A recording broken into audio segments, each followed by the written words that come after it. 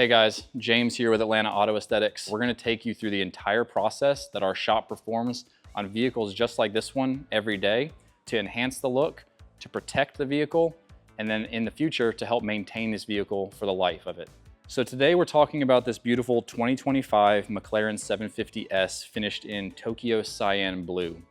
Client ordered this car from McLaren Boston and it just arrived to us this morning. So we're getting ready to go through and take a look at the initial quality of the car. We're gonna be doing a very deep inspection of the paint. We're gonna be going around this entire vehicle and notating anything that we might need to focus our attention on prior to starting our actual process on the car.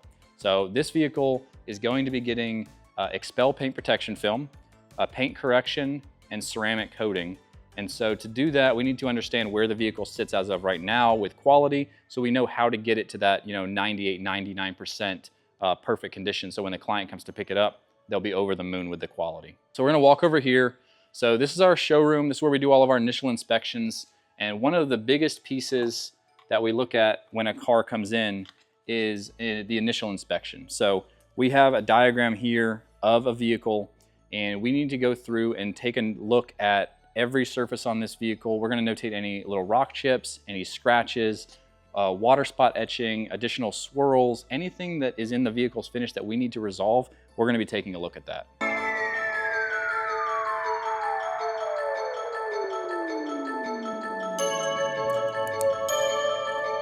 So a lot of people are under the impression that when a vehicle gets here direct from the manufacturer or even from the dealer, that it's in perfect condition.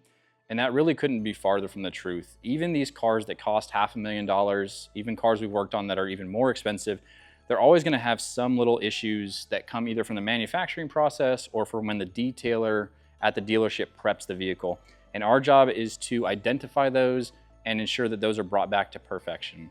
So some examples of that could be sanding marks where maybe there was a dust nib in the paint from the manufacturer and it wasn't completely sanded out, or maybe it wasn't fully polished after sanding. So we see that a lot. We'll see, dust nibs in the paint. We will see sanding marks. We'll see additional swirls and scratches in the vehicle's finish.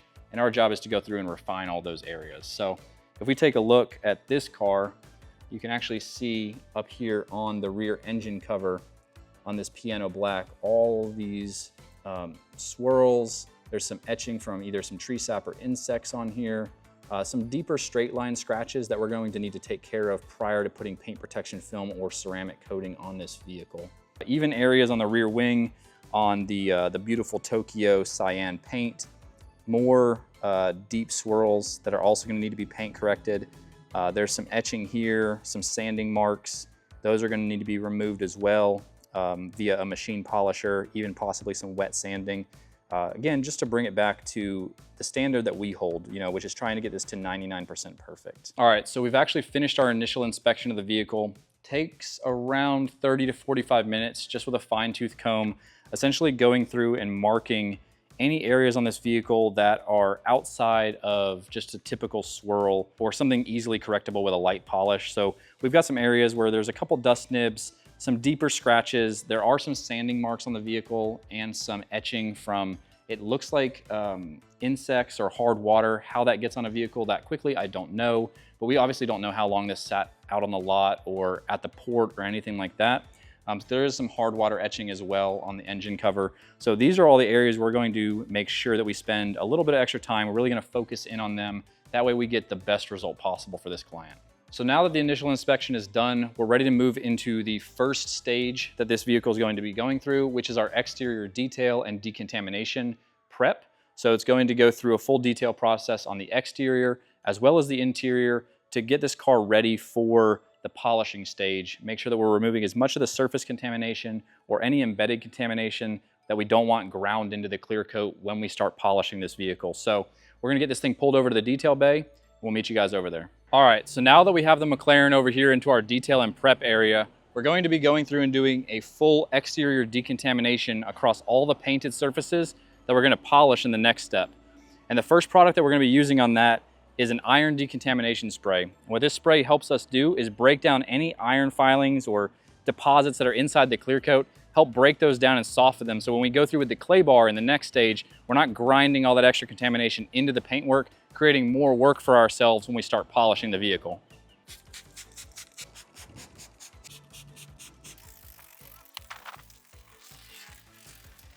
All right, now that we've coated the entire car in our iron decontamination spray, we're gonna allow this the maximum amount of dwell time, obviously without it drying. We have a really nice overcast-ish day today, so it's gonna give a lot of time for this iron decontamination spray to sit and dwell on the surface, helping to break down that iron deposits that are in the clear coat, making it much easier when we go to do the clay bar and the contact wash. So maybe a little hard to see on camera, but all these little purple drips and purple spots that you're seeing, that's iron being broken down and reacting with our iron remover. It's helping lift that out of the clear coat and dissolve it. So when we rinse it away, it's gonna wash all that contamination away with it. So now that we've allowed this iron remover to dwell on the surface for around 2 to 3 minutes, we're gonna go ahead and power wash it off, paying particular attention to all the cracks and crevices along the vehicle. Blast out any of the dirt or soot or anything from the logistics and the traveling of the vehicle to get that stuff as clean as we can before moving on to the next stage where we're gonna clay bar this exterior. All right, so now that our iron decontamination process is complete and the vehicle is rinsed, we're going to be using a high pH snow foam. What we're going to do is we're going to blanket the entire car in this high pH foam, and then we're going to use that as lubrication for mechanically abrading the paint using a clay bar. It's gonna help remove any contamination that's embedded in that clear coat that maybe the iron remover didn't remove. Follow that up with a contact wash, and then we're ready for polishing.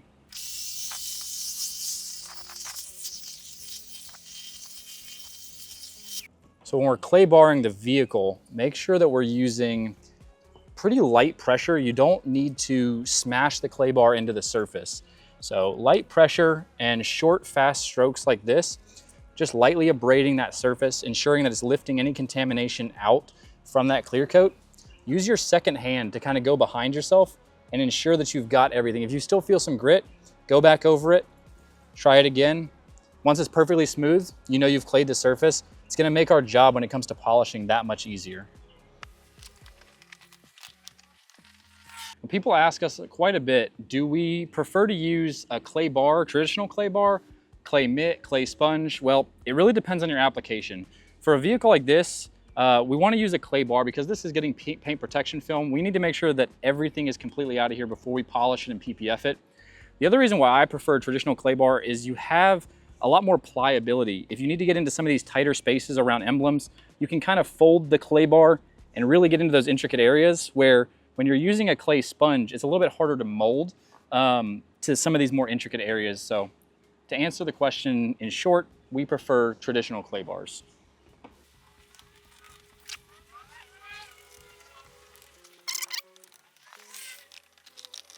All right, all the mechanical decontamination is now complete. We are going to do a final rinse and we're gonna get her pulled in, start the polishing process.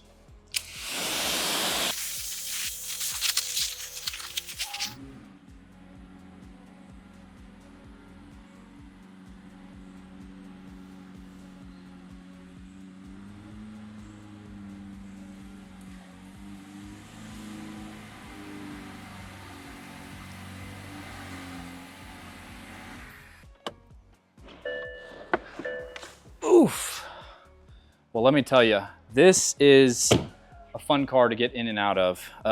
If you're young, maybe, but once you get old like me, your back really starts hurting. So now that this car has been completely decontaminated, it's gone through the whole wash process, iron decontamination, high pH snow foam, clay bar. Now we've got it pulled inside. We're gonna go ahead and start drying it. So my detail trainee, Jack, is gonna help me dry down this car. And what we're using is a combination of microfiber drying towels with a drying aid that helps provide lubrication to the surface, because even though we're going to be polishing this paint afterwards, we don't want to inflict more, unnecessary swirls or marring into the finish. We'll then go through with a car dryer and actually blast out all the cracks around the emblems, grills, any of those hard to reach areas that the towel is just simply not going to dry.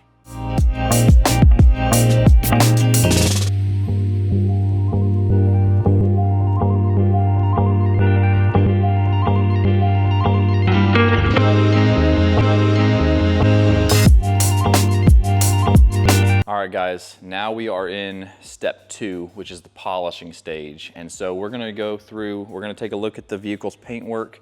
We're gonna show you kind of what we're seeing as far as swirls and scratches on the vehicle. And then we're gonna develop a plan of how we're gonna attack and, polish this vehicle.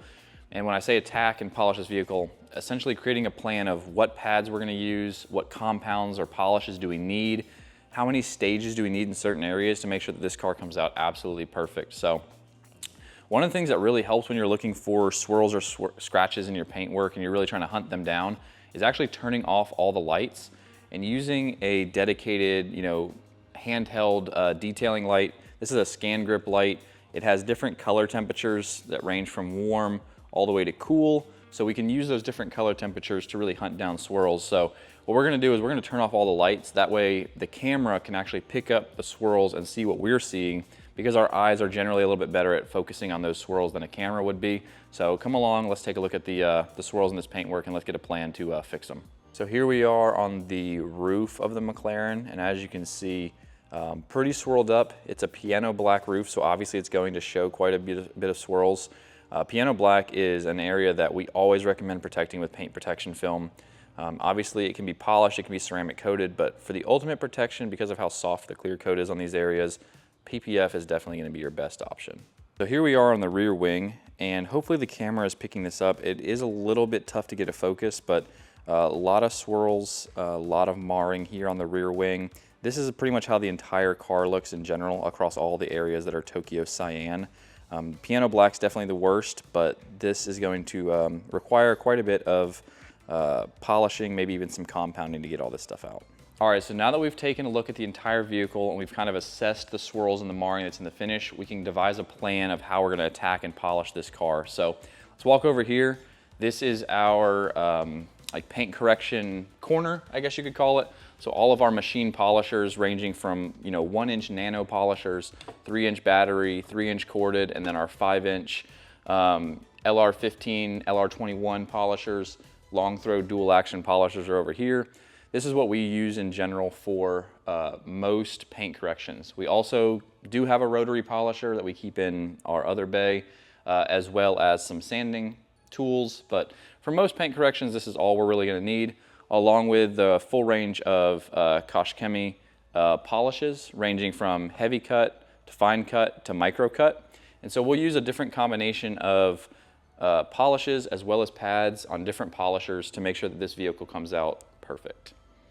So you've seen the polishers and you've seen the polishes. Over here is where we keep all of our pads, sanding discs, pretty much every tool that we're gonna need to make sure that this car comes out perfect. So we've got all of our 3-inch pads up here in order from least cut to most cut.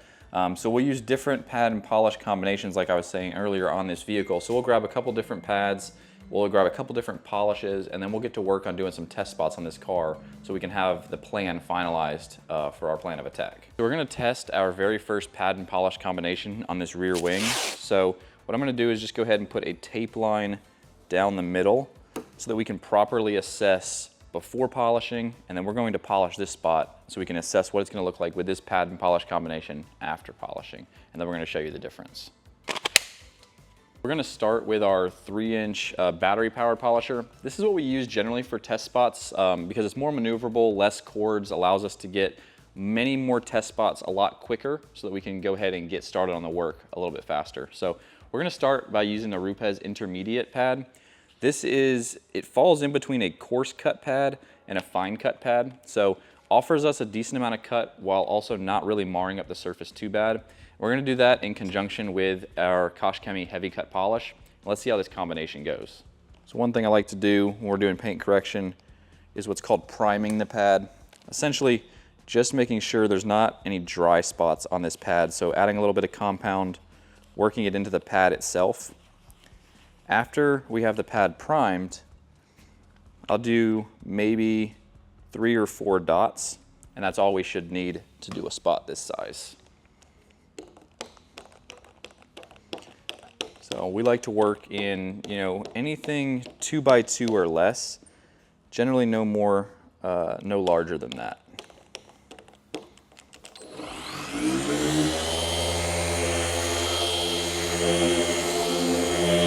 So we've gone ahead and done a couple of passes on this area using the intermediate pad and the heavy cut compound.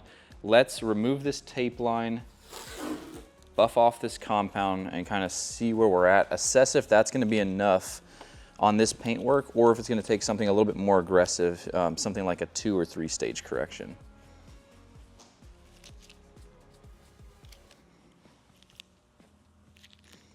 It's already looking a lot better from what I can tell. The gloss is already a little bit better. I'm not seeing a lot of the swirls just in this light. Obviously, we're going to go ahead and put a handheld light on it to give us a little more direct illumination. All right, now with some movie magic, we're going to get these lights off. We're going to show you guys the difference between the area we just polished and the area from before with all the swirls. Alexa, lights off.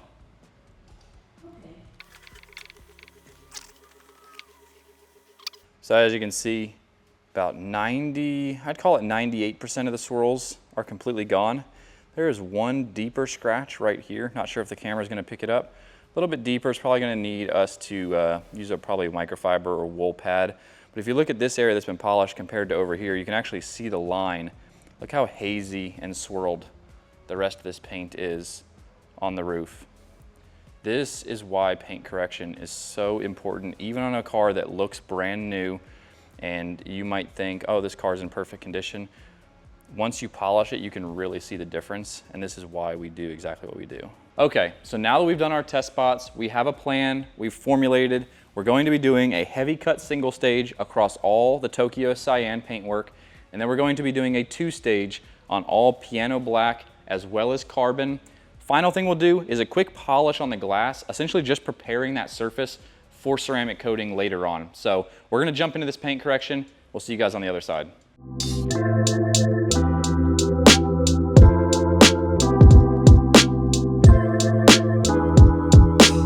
All right guys, so we finally made it. We're finally on to step 3, the actual paint protection film install process. So now the car's undergone all the detailing and prep work, all the polishing, and now we're finally ready to protect the paint using the Expel paint protection film across the full front end of this vehicle, as well as the lower rockers and sides. We're also gonna do the rear diffuser for them, just to protect against any rock chips kicking up from the road.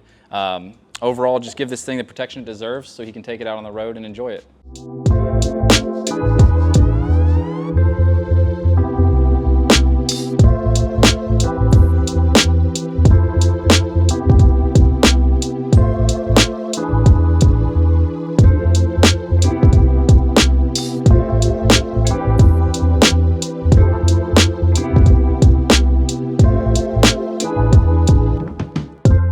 All right guys, it's finally done. The McLaren 750S that we've been working on for the last 5 days has been completed.